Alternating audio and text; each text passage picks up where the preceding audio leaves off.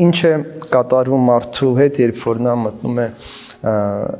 մեղքի ճանապարհի մեջ, մարդը սկսում է ապրել կրկնակի ստանդարտներով, տարբեր արժեքներով եւ ինքը իր մեջ սկսում է բաժանվել։ Մեղքը մարդուն սկզբից տարանջատում է, իր մեջ բաժանում է եւ դրանով իսկ քայքայում։ Եվ հենց չարի ընկալումը մեր աստվածաբանության մեջ, թե Սուրբ գրքում չարին ասում ենք սատանա, որը հունարեն դիաբոլ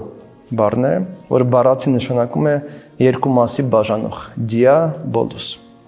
Այսինքն սատանան այն է, որ քակտում է այդ պարզությունը եւ մարդուն բաժան է անում։ Մարդու միտքը ուրիշ բան է խորհում, մարդու սիրտը այլ բան է ցանկանում, մարդը մի բան ասում է, ուրիշ բան գործում է։ Մի շաբաթ առաջ ուրիշ բան է ասում, մի շաբաթ հետո լրիվ այլ ձև է ասում է, փորձում է իր ասածները ուրիշ ձև մեկնաբանել եւ արդարացնել։ Մարդու մեջ գնում է ներքին տարանջատում եւ բաժանում։ Եվ դա մարդուն դարձնում է ոչ միայն կիսատ, այլ նաեւ մարդը կորցնում է իր ամբողջականությունը։